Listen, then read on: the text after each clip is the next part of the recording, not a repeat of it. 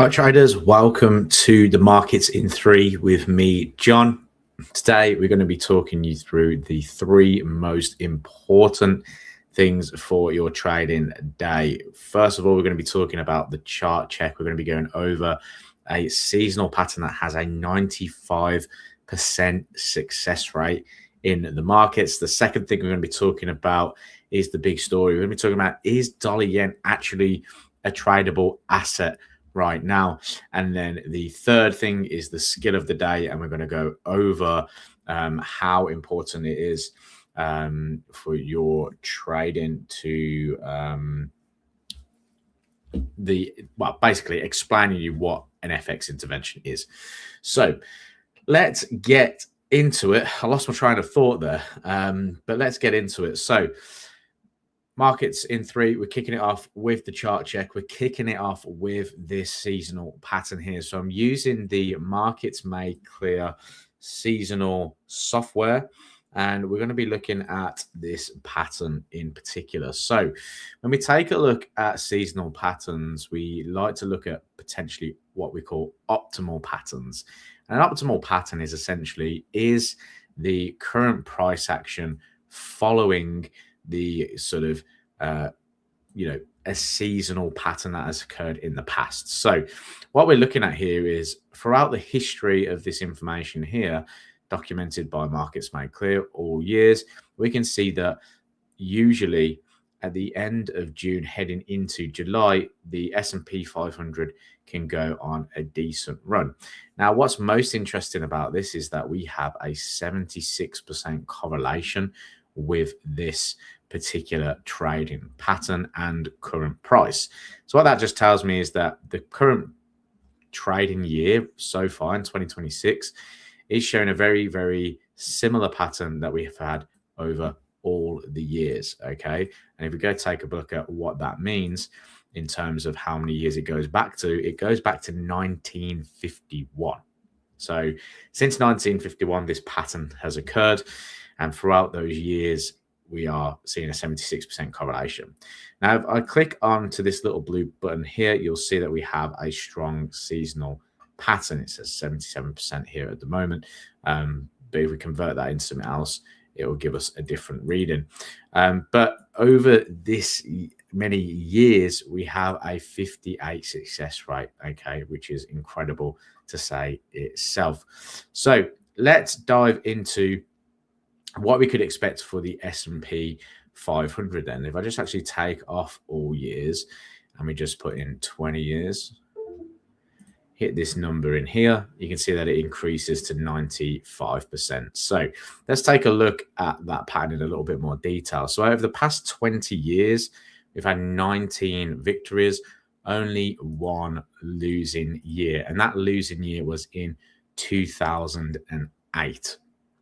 So pretty significant, the fact that we've had 20 years of this pattern occurring and the only losing year was in 2008. And that's for pretty obvious reasons in terms of the situation that was going on with the financial crash of 2008. Now, over an annualized return, 49%. Performance, we have a max profit of 7.2%. So that just means that kind of one of the best performing years, we had 7.2%. The average gain is 3.1%. So that's pretty decent. And if we go take a look at the S&P 500 right now, we can see that price has been fairly bearish and we're now starting to break out. If we look at the daily chart here, we are situated in and around that 7,350 area right now. Market is finding support all the way through this little area here. We have that 50 daily moving average here acting as support too. So for me, I'm looking for buys. I'm looking for longs on the S&P 500 right now, but I need to see some conditions coming into this. Okay, and what I mean by that is whenever I look at a potential pattern in the market, I follow a 3-step process. It's why, conditions, and strategy. The first one is the why. So we've narrowed that down to the fact that over a 20-year period, we have a 95% success rate with this seasonal pattern here. Usually we see the S&P 500 rally from the end of June, start of July, all the way through to the mid-end of July. So if we want to be really specific about that, the pattern window really is between the 30th of June, which is today, to the 20th of July. So I want to be trying to look for conditions where that formulates, right? And you can see that we are finding support down here at this 7350 handle. So I want to be looking for potential long opportunities on here. Now I need the conditions to match up with that. And what I mean by that is I'm a trend-based swing trader. So I need to see sort of lower time frames and higher time frames in those particular conditions. Now the daily chart is definitely in an upward trend. We've come into this level of support. Now I need the 4 hour to do the same. Once the 4 hour does the same, I'm going to go down and try and get an entry around the 1 hour chart, maybe even a 30-minute chart. So what I can see right now is the market is making lower lows and lower highs, but most recently we've started to break into new highs. So this is kind of like the formula of a potential break in that structure, right? We're starting to see those highs getting cleared. So what I need to see really now is for price to start pulling back a little bit, okay? And then again, narrowing it down into my lower time frames, such as the hourly chart, look for that break in trend again. Once I get that, there's an opportunity for me to buy. Now, the average gain for the S&P 500 was around about that sort of 3.1%. So if we take a look at where price action is sort of today, and we look at where 3.1% could potentially land us, we could see 3.1% all the way up around about that sort of 7684 sort of level, right? So anywhere around that's kind of 7680 level. Okay. Now, if I just go back up to a daily chart, that means that prices will be making new all-time highs. Okay. So there's a potential on average, if we do follow the seasonal pattern, for price to head up to this area here and break into new all-time highs. Now we have to be a little bit smart. You know, the market is going to potentially find some resistance at previous structure highs. You know, the old saying is structure leaves clues. So I don't necessarily want to be, you know, aggressively adding into any long positions at this point, but these could be good areas for targets for us. So one or two options for me now is to wait for price to pull back, look for an opportunity to get long. Now, where could it pull back to? Well, you know, we've got these kind of previous structure highs that were broken. You can also see that it was used as support recently as well. So this area here, if we see price kind of stalling around there, that could be a good point to look for. I like to try and maximize that sort of, you know, return to risk ratio. So if we can get a little bit lower, perhaps back down into this kind of area here, we can see there's a lot of consolidation in and around that area there. Markets also retested key support in here as well. We can see a very aggressive sort of longs coming in here around this level as well. So potentially in and around this kind of 7380, 7400 area, that to me would be a good area to start looking for those sort of long opportunities as well.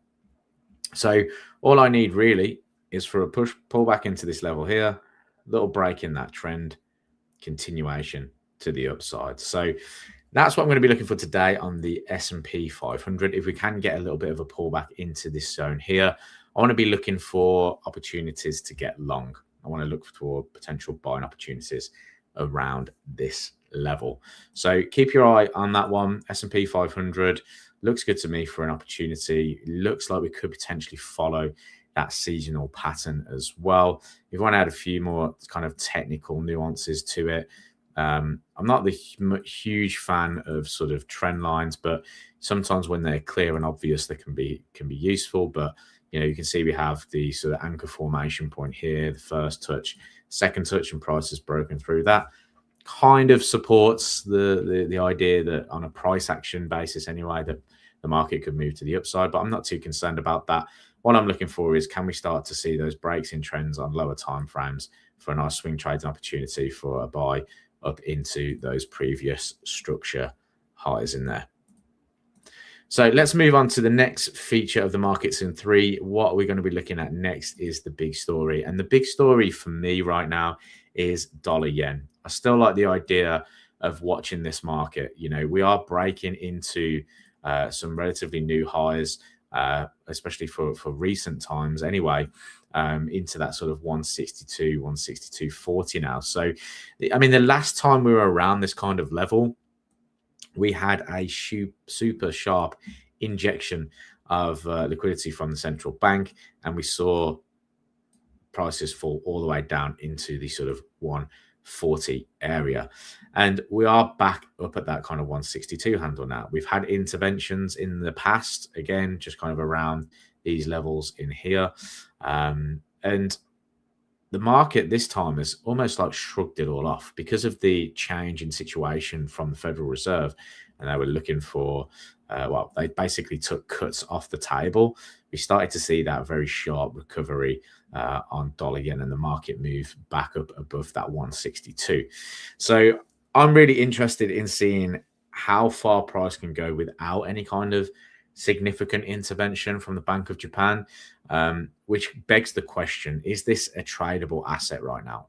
Are you going to be looking to go long on this particular move? I don't think it's a very sensible thing to do. There's a lot of talk of intervention, and we do have a Bank of Japan that are looking to hike interest rates a little bit further. So is this going to be a smart trading decision to try and buy this market? I don't think it is personally. I'll be looking for any kind of intervention patterns that occur around this time. I'll be looking for any kind of sharp movements to the upside to potentially short on. So I just think that from a perspective of intervention, we could see something sharp. I mean, the last time we saw any kind of move, it was around about 500 pips. I actually think an intervention now would need to be sort of at a larger scale, and we could probably see some decent moves down into sort of the 150, 250s. Could we get another move down into the 140? Absolutely. But it's waiting to see how that formulates in terms of what happens with price. But looking at this right now, obviously the market is still bullish, so you can't go against the trend. It's not recommended to go against the trend. We have these breakouts that are forming, these triangle patterns. The market's breaking out and moving to the upside. So yeah, I don't want to go against this at the moment. I think that maybe, if we start to see closes back below 162, I'm going to be happy to look for potential short ideas on dollar yen. But until then, I'm going to stay out of this market. Another market that I did quite like the look of was Aussie yen and Kiwi yen. So if I just take a quick look at Aussie yen, just to see where we're trading at the moment. Let me just pop this on the screen.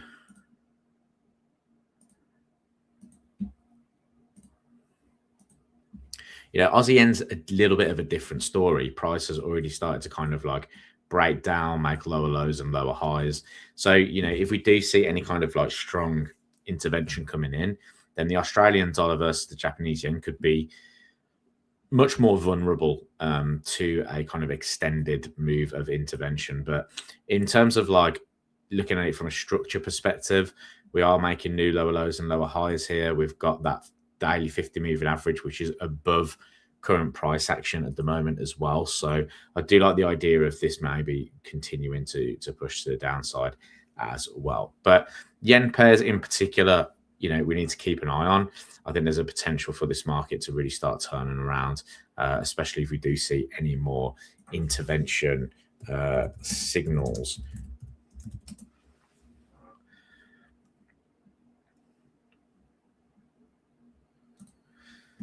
So let's move over to the last part of the day, which is the skill of the day. This is where I like to talk about, upgrading your skills as a trader. And, the one thing that I want to talk about today is that central bank intervention. It is very, very important to understand the mechanics of this in particular. Okay, so what I'm going to do is just maximize this. So essentially, what is central bank intervention? Why is it important? Well, obviously it's important from a trading perspective because it gives us opportunity in the market, for one. For two, if we are in a particular trade that could be susceptible to an interest rate an intervention, then our risk is at play, right? So we need to be making sure that we are comfortable to be within that trade and that we understand the risk that's available in that trade. But a central bank intervention basically occurs when a central bank buys or sells its currency in the foreign exchange market in order to raise or lower its value. And there's a lot of central banks that have actually intervened in the past. It's not just the Bank of Japan. We've seen the Swiss National Bank, back in 2015 intervene into the currency markets as well. And it happens much more than you realize. So it's important to know. But looking at the mechanics of it, what is it? So the appreciation mechanic is when a central bank buys the local currency and then the central bank sells a foreign currency. So in particular, if we take a look at sort of the dollar yen situation, and what typically happens is the local currency, the Japanese yen, has depreciated too much. Okay, so it's having an impact on their economy. So what the Bank of Japan will do, they will buy Japanese yen and sell US dollars, which forces dollar yen prices to move lower. Okay, so what they are doing essentially is trying to prop up and manipulate their exchange rates by getting involved and buying at large quantities of their currency or selling foreign currency.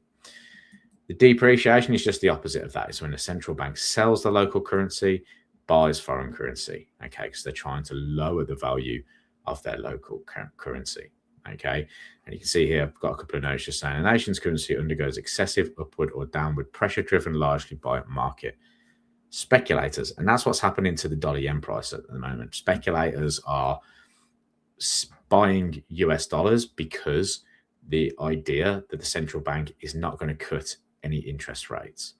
And the best value they're going to get from that is against the Japanese yen, because interest rates in Japan are low, still considered low, even though they're hiking interest rates.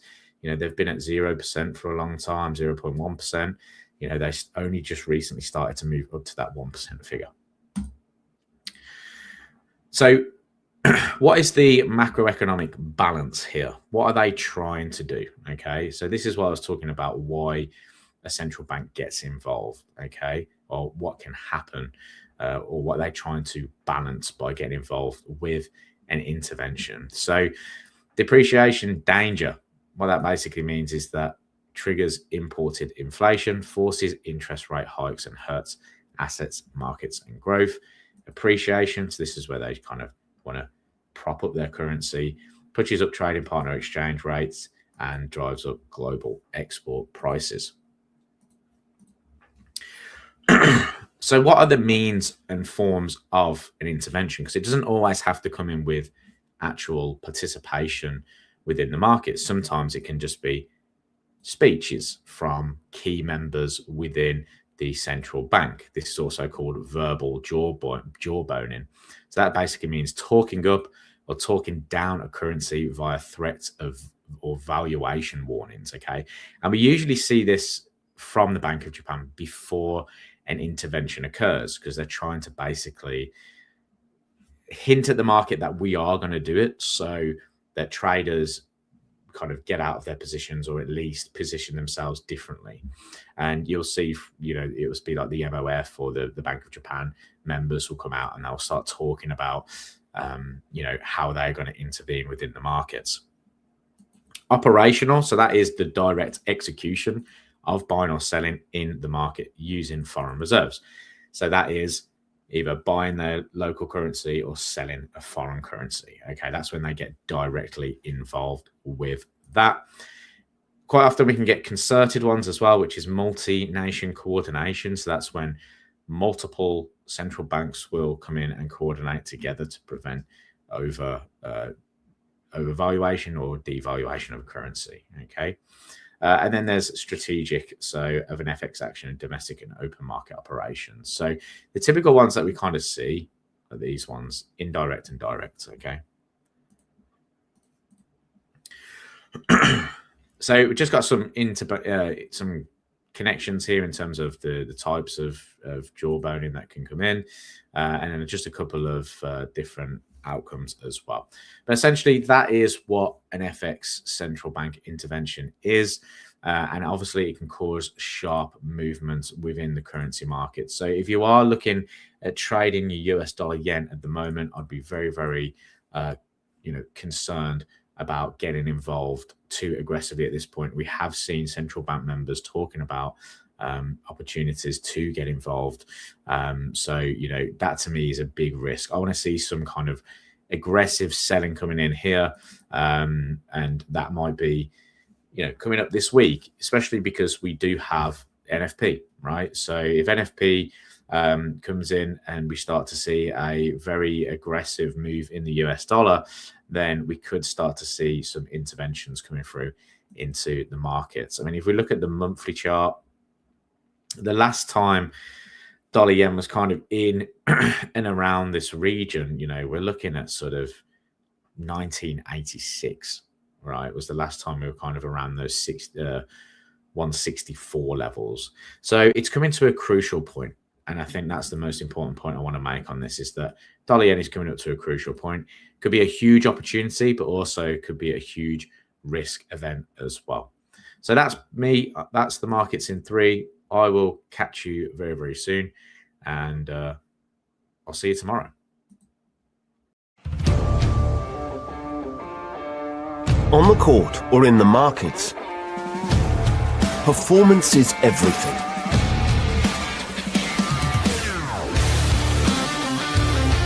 That's why Anzo Capital is helping to power your trading game.